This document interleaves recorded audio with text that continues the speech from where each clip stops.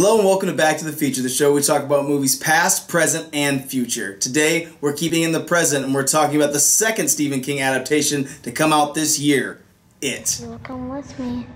You'll float too. George.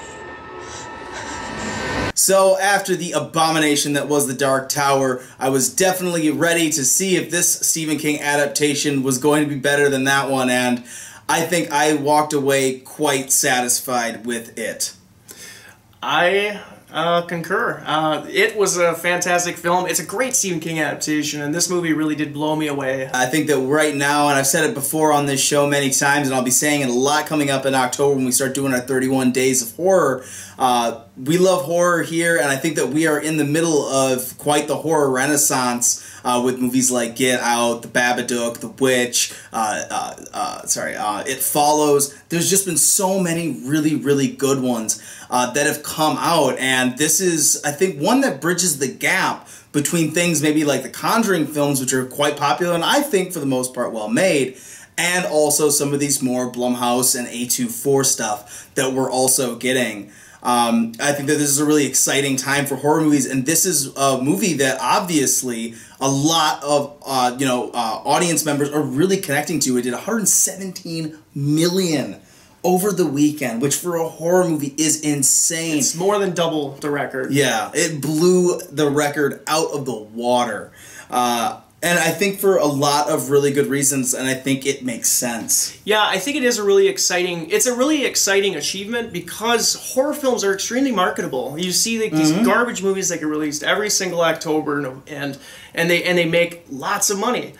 So it's cool to see a director who wants to put a lot of tender care into an adaptation, and this is the film that we got, you know? And I think just touching on some of the stuff, I found this movie to be scary, but a lot of the controversy around the film, for the people that didn't quite like it, is that it's not that scary. And, man, I don't know, I'm pretty desensitized, so... You know, we've watched so many horror movies here, and I think that, you know, for the most part, I can't think of too many horror movies when I see them for the first time that really scare me. They can shock me or disgust me. But this one, honestly, there's a lot of moments that strike a deep chord, and I think it really has to do with the subject matter. I think we all know that Pennywise hunts children, and he hunts off of their fear. He uses that to salt the meat, as he says in the novel. I think for a lot of people who are parents or were kids or know what that fear is like, or just anyone with a heart, I think when you're watching this movie, there are so many things that are just disturbing from that sense. Like, I think we talked about it as soon as we saw it. There are things in this movie that, though not the goriest things I've ever seen, I don't think I've really quite seen this, especially in a mainstream movie. Yeah, there's definitely some horror movie firsts for me in this film. And honestly, I've said this a few times now, it's the ideas that the film presents. Yeah. I think that's actually what makes it terrifying. It's those ideas, and I know we talked about like The Exorcist 3, like it's the dialogue, and that is a direct adaptation from the author himself. It's those types of ideas where you feel the literature kind of coming to life, and it's kind of like a book. You have to use your imagination a little bit to kind of connect those pieces, and that's how I felt it was kind of like. I think that there's an undercurrent there that is really, that makes it more disturbing. It's the real life parts of it. You know, even though things are pushed to extremes, I mean, there are things about the way that Pennywise talks to the children and does things that's reminiscent of real life predators and pedophiles. There are things that he does that shows complete disregard for the sanctity of human life in ways that is just really disturbing because of how completely just immoral and disgusting it is. I think that for me, it's the subtext, it's those ideas, and it's also the scary things are the real life people, the bullies and the parents, and some of these things, these real fears that the kids are going through. And I think that is the biggest strength of this movie, and I think that not a lot of people are going to 100% realize why they like this more than other horror movies they've seen. And I think it just comes down to the charisma of this cast and these characters. We care about these kids, and we like these losers, and we don't want to see them get hurt or killed. So even if we're familiar with the material and we know, say, what's going to happen, it's still, I feel like the stakes are still there because of them being children and that fear. and just the fact that these kids are so charismatic and we really like them and we really don't want to have to see that. Yeah, just bouncing off that, this is one of the best childlike casts I think I've ever seen. It's just strength, and I've seen the comparisons now of like Stand By Me and the comparisons with like the Goonies and stuff like that, even Stranger Things too, but I think like the actual principal cast in this film is stronger. It's one of the strongest I've ever seen. And just kind of going off that too, Bill Skarsgård, I remember when he was announced, it just was kind of like, Bill Skarsgård? Yeah. Like, really? That's what we're going to get? Then the first image dropped, and it's like, okay, that's creepy. I'm interested. But he brought some really unique things to this role, and just some of the stuff he did, his performance is outstanding, and I think this movie is really going to light his career on fire. People will argue for a long time who is better, Tim Curry or Bill Skarsgård, and the thing is, though, is that I think it really is an argument. They're different. They do things differently than each other. I think when we look at it, I feel like a lot of the ways, it's like, and you could switch them around either way, but it's kind of a Nicholson Ledger Joker kind of thing here. I wouldn't put Skarsgård quite next to Ledger, but I totally agree. But I totally agree with that statement. That's actually a nice statement. Honestly, though, after watching this, I would maybe like to see Skarsgård have a stab at the Joker. If they're going to make this origin story and never really give us all these movies we don't want, I would really hope that maybe they give a chance to Bill Skarsgård at watching this movie. I'd be open for it. I think he would make quite a great Joker. He's a good age for it, and he looks the part. And he's played a clown. He's got a good audition there for it. I would, yeah. Yeah, I think that he can definitely play that. And like I said, the mischievousness, there's a childlike nature to his Pennywise that I really like. And like I said, I think it really alludes to real life predators and pedophiles, and that is what is so disturbing, I think, compared to Tim Curry's, which is bombastic and fun and scary, but just in a different way. Yeah, it's too different to really compare. Yeah, and I think that was the smart choice for them, to really differentiate them, but still make them stand on their own and be scary and be something good. And of course, fear and what you're afraid of and what's going to work in a horror movie for you is subjective. I have asked so many people that liked it or disliked this movie, what was the thing that worked for you? What was the thing that didn't? And I swear, I have heard so many different things about what scared somebody or didn't scare them or what they thought of this. And that's what I love, I think, about this movie, is that there is this diversity to a lot of these things. And because of the subjective nature of that, I think that a lot of people are going to be able to find something that really strikes home, just like the diverse fears of the losers. Yeah, and I think it's really interesting, too, because a lot of the negative reviews that I have read for this film, they still acknowledge a lot of important things, or a lot of good things. They acknowledge a lot of good filmmaking techniques and whatnot. I think a lot of it I've read, and I'm not singling anyone out, I've just read a lot of different reviews, and a lot of it is just the film didn't scare me, and it's like, I think this film just stands so well on its own. It's directed so well. I feel like Andy Muschietti really put a lot of passion into this, and you can see it, because it really felt like Stephen King, like just through and through, like just everything, the dialogue, the characters, and like the way that it's like, it is a coming of age story. Yeah. And that's something Stephen King is known for writing, like Stand By Me. But it's just like, you can feel like the passion that was put into it, and it was taken care of. And then just other things too, like the way that the film looks, it's shot very well. Chung-Hoon Park, or not Chung, excuse me, Chung-Hoon Chung. Chan-wook Park's main cinematographer. Yeah, main cinematographer, yes. You know him from Old Boy, the South Korean Old Boy, The Handmaiden, just more recently, Stoker, before that. One of my favorite directors, and obviously, I guess one of my favorite cinematographers. I'm learning his name for the first time today. John's kind of our cinematographer expert here. Yeah, he's a great cinematographer. And as soon as you told me that, it became very apparent. I really love the way that this movie looks, and I really do like what you brought up. A lot of the negative reviews are, I didn't find it scary enough. I didn't think this was scary.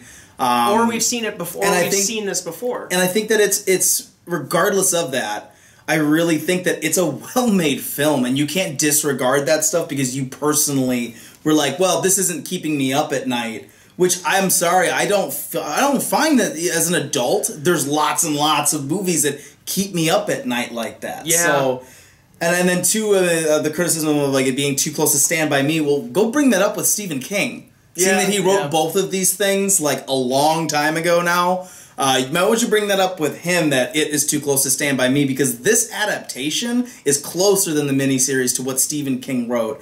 And actually, too, what I was reading is that Kari Joji Fukunaga, when he had it, there was actually more changes than what was, and Andy Muschietti actually came in and changed things back closer to the book, and it shows. It shows in the way that it's filmed, the way the characters act, just like John said, and just the things that happen. There's a few little changes, but I think that they're for the better. They add good stakes to these characters, and maybe we'll develop even more in the second part that we will. And honestly, if we're gonna argue about some of those different things, look what Kubrick did to The Shining? Yeah, look what Kubrick did to The Shining, and that movie was perfectly acceptable in my eyes. Probably my favorite horror movie of all time. One of my favorite films of all time. So, you know, it's just one of those things.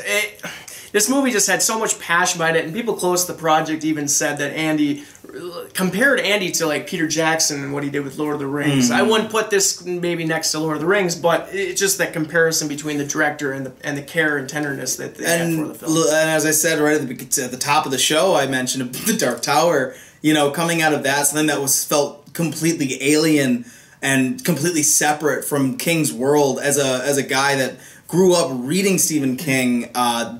John said it before, this is one of the most Stephen King feeling movies or adaptations that I've ever seen.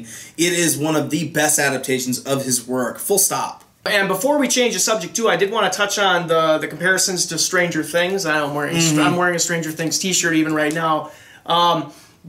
Excuse me, the names of the directors for Stranger Things are the Duffer Brothers? Yes. Yeah. So they actually were attached to this project a little bit early on. They really wanted to direct it, and they didn't get the chance to do it. And then they created Stranger Things. So if you're looking at those comparisons, they actually created Stranger Things because they wanted to adapt it originally, so they made up their own.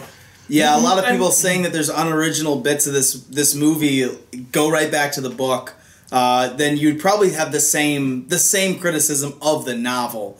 I mean, obviously with the novel you can go more in depth. I think we all know this with books to movie adaptations. You're not going to get, well, you know, 500 of the pages, the 1,000-page book into one film. You're not going to get everything in every little detail, but I think that the things that they were able to do, they did it right, and they brought the important moments that we needed to get there. You know, comparing that to things that now were created afterwards and that are clearly homages to. Yeah. Stranger Things is a clear homage to the work of Stephen King, Steven Spielberg, and John Carpenter. It's taking elements of a bunch. I mean, some of the kids have a bit of an E.T. and some of them have a bit of an It, and that's kind of the whole thing, is that it's a bunch of throwback to the 80s. Just look at the posters on the wall. Now, mentioning that, there's also a Stranger Things connection. Finn Wolfhard is in this movie, and goddamn if that kid doesn't steal the show. Yeah, he's really, really good. He's gonna have an awesome career. He brought the thing to this movie that I wasn't expecting, and that is the comedy and there's funny elements. There's great moments of levity, which I'm really glad for. I thought that maybe that's why a lot of people left going like that wasn't as scary as I thought, because I thought that Andy Muschietti did a great job of being able to release the tension, you know, and putting a joke here and there and getting you to just laugh a little bit. Otherwise, I think this would be a much, much darker endeavor.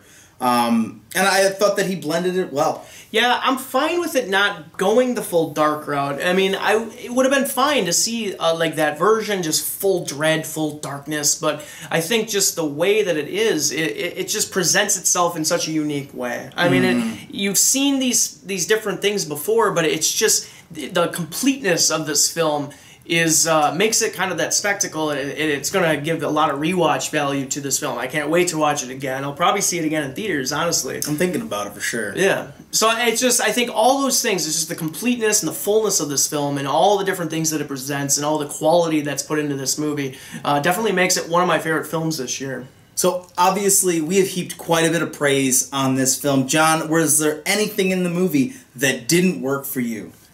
I think talking about the completeness and talking about like how full the movie is, I feel like there are some few minor shifts in tone, and it's not a lot. It's like, I think like there's a scene where like the rock fight kind of breaks out. I feel like that scene, they could have cut that scene, I think. though, like, there's different things around that scene that are like fun or whatever, but I think just a few minor shifts in tone where I think they could have cut it out. It went a little more streamlined. But honestly, that's really my only complaint. And I think a few of the child actors weren't completely as strong as some of the other ones. I felt like they did such a good job casting the majority of them that I think they maybe could have searched a little bit harder for a couple of the extra ones that could have just been a little bit stronger. But I also give a lot of grace though to child actors because, you know, they're 12, 13 years old. Acting is not an easy thing to do. So I mean, like, young at the same time, like that, yeah, exactly. And that, I mean, those are minor complaints. I don't put too much weight into that, but those are some of the critiques that I have. You know, touching on the apocalyptic rock fight, I think a lot of us fans of the novel know that it is a scene, quite a famous scene from the books, and I think that a lot of it has to do with pushing Henry Bauer's character. Him losing there is important to where he goes and how far he's willing to go and be able to be pushed. Without going into too many spoilers and everything. So I find that I definitely agree that maybe the tone in that moment seemed a little off, but I think that its purpose, it had definite purpose to be in the film as much as we were able to get. And I think that that's definitely the thing. Is, as you said before, some of these characters do get short shrift. I'd say we get a good glimpse of at least 4 of the 7 losers, like half of one, and not enough of the other 2. That being said, though, the ones we really do focus on are some great young actors and actresses. So I think that there's definitely, they played to the strength that they had there. There was a few things, too, for me with the CGI that didn't quite work. It didn't quite look the best. You know, and it's, I mean, it's a smaller complaint, but I know it's definitely something that can take someone out of the movie. And I'm always a bigger fan of the more practical effects and things like that. So there was a few times where I could definitely tell that there was, you know, there was definitely some CGI going on there. That being said, though, it has probably the greatest, like, head cam shot ever filmed. Like, Guy Ritchie needs to go take some notes. That's why and how you use that, by the way. And if you guys have seen the film, maybe you know what I'm talking about. Maybe it worked for you, maybe it didn't. But I thought that that was probably the best use of that kind of, like, camera shot that I've ever seen. Beyond that, though, I really didn't have too many negatives. I could say that it is pretty briskly paced, and I have a familiarity with the material, so I know the lines that need to be filled in. But I could definitely see that it's very briskly paced. We get a little bit with everybody, and that might not totally satisfy every single person who's watching the film. May feel a bit fast for you. For me, like I said, being a fan and knowing the material from before, it didn't bother me too much, but it definitely, those 2 hours and 15 minutes, they fly by. So, we've gone over the positives, we've gone over our negatives. John, what is your final summary and grade for it? So I saw the miniseries as an adult for the first time. It was probably 2 or 3 years ago, and I actually really enjoyed that movie. It's not like it scared me as a little kid. I went into it as like a 24-year-old man, you know, man-child, whatever, and it blew me away. I really liked it, but there's a lot of flaws. So when they announced that this, you know, remake or new adaptation was coming out, I got really excited for it, and I was a little hesitant though as well. But this, Bill Skarsgård blows it away. This movie was so fun. The movie theater was packed. It was probably packed for everyone because of the money it made this week. And 3rd biggest opening this year of any film. That's a huge feat. And it's so much fun. This is one of the best Stephen King adaptations, especially in the horror genre, because he's got, you know, Stand By Me is great, Shawshank Redemption, The Green Mile, other films like that, and The Shining not really being quite an adaptation. This is just really refreshing to me as a horror fan, and honestly, it's just a very complete film. I can't wait to see it again. I give Stephen King's It an A.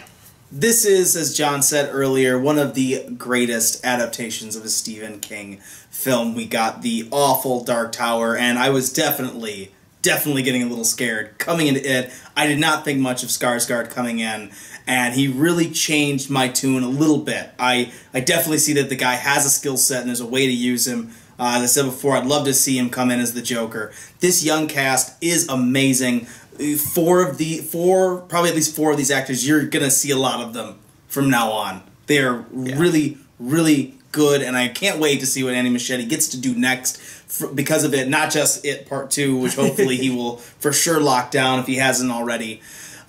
This movie, I think, bridges a great gap that we have in horror movies between the mainstream audiences who maybe aren't quite as desensitized or really like up for a horror movie, and the really hardcore horror fans. It bridges that gap beautifully. It has the kind of moments and the jump scares and things like that that the mainstream audience feels like are required, but there's a deep story with themes, great characters, and stakes that you care about.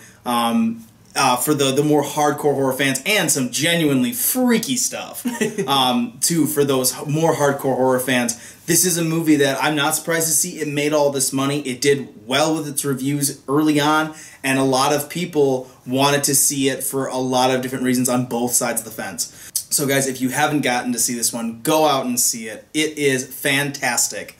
I am going to give it an A. I hope you guys enjoyed our episode today. Tell us in the comments what you think of it. Is the miniseries better? Is it worse? Tell us your opinion about it. You can find us on Twitter at BacktoFeature, and you can find us on our Facebook at /BacktoFeature.